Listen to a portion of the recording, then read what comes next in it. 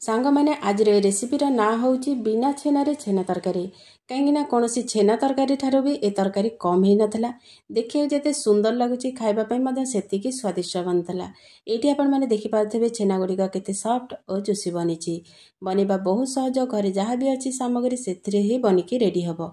नमस्कार, सस्मिता कुक्स चैनल आ गोटे नुआ रेसिपी सहित आपण अनेक अनेक स्वागत करुच्ची। ताले डेरी न करिकी आज सुआदिया और चटपटिया बिना छेनार छेना तरकारी रेसिपी को आरंभ करवा।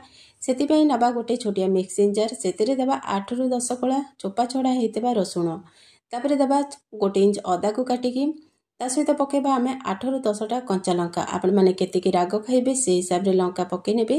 ता सहित पकेबा आमे एटी गोटे बड़ साइज रा कटा होता टमाटो तापर पकेबा आमे एटी 2टा गुजराती ता सहित पकेबा खंडे दालचीनी। तो ये देखो मु खंडे दालचीनी पकेची। एबे आमे फ्राए करके रखितबा गोटे पियाज तो ये गोटे बड़ साइज रा पियाज को मु फ्राए करके रखितली ए मसला सहित देदेबा और 2 ରୁ 3 चामच पानी देकी मसला को आमे चिकन करके बाटी नेबा।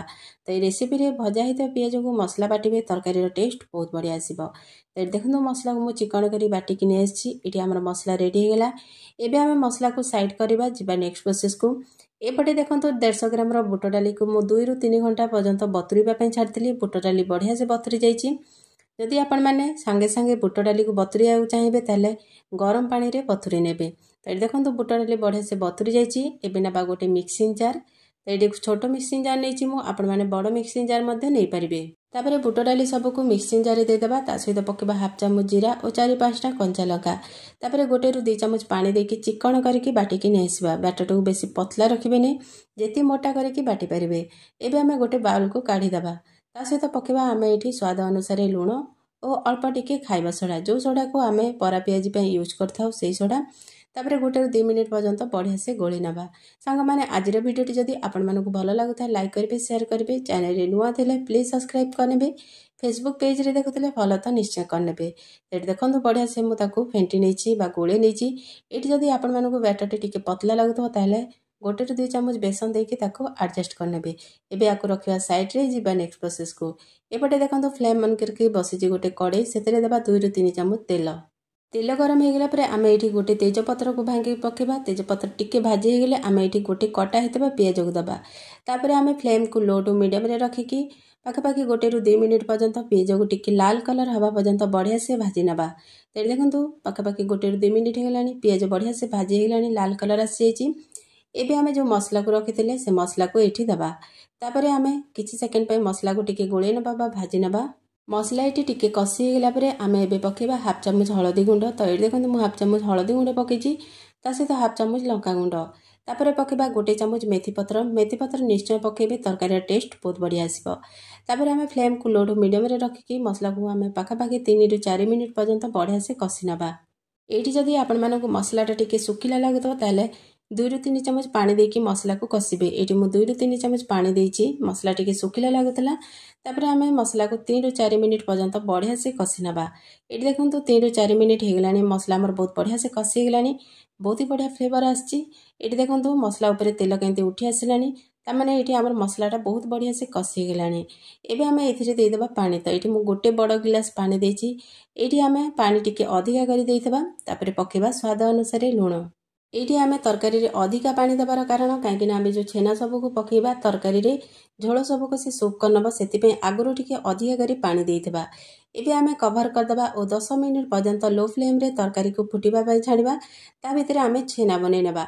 छेना बनेबा पई एपटे देखंतु कड़े रे मु तेल गरम कर रखिछि। तेल गरम हो गला परे आमे जो बुट डाली को बाटी के रखिथिले तार एम्ति छोट छोट बॉल बनेकी गरम गरम तेल रे पकेबा। एठी आमे तेल को लो टू मीडियम फ्लेम रे रखिबा। तापर एम्ति छोट छोट बॉल सब बनेकी आमे तेल रे छाड़िबा। एठी आपण माने फ्लेम को बिल्कुल भी हाई करबेनी। फ्लेम को हाई कर देले ऊपर पड़े लाल हो भीतर बिल्कुल भी सिझिब नहीं। एमती लो टू मीडियम फ्लेम रे ही पूरा क्रिस्पी और गोल्डन कलर हवा पर्यंत ए बरा सब को आमे फ्राई करनबा। तो देखंतु केते बढ़िया कलर आसी जाइछि बढ़िया से फ्राई हो गलानी।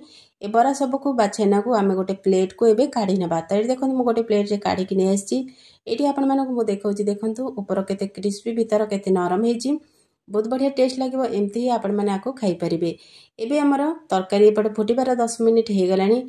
एबे आमे कवर कर नबा। कवर कर सारला परे तरकारी को टिके गोळी नबा। एबे आमे जो छेना बा बरा को छाणी थिले ताको पकेई दबा। पकेई सारला परे टिके गोळी नबा। गोले सारा पर एबे आमे कभर करके पाखापाखि 2 मिनिट पर्यंत ताकू टिके फुटै नबा जेमती कि झोल सब से सुप कर नब और पूरा स्मूथ हो जिवो। एबे मु एठी कभर कर नेली देखंतु। कभर कर सारा पर 2 मिनिट पर्यंत आमे छाड़ी दबा।